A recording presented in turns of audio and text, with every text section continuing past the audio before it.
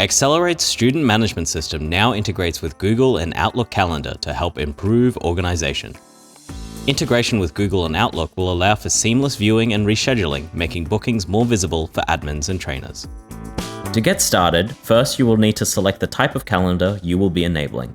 This can be selected in aXcelerate by going to the Web and Other Integrations tab of the system settings and nominating the type of calendar.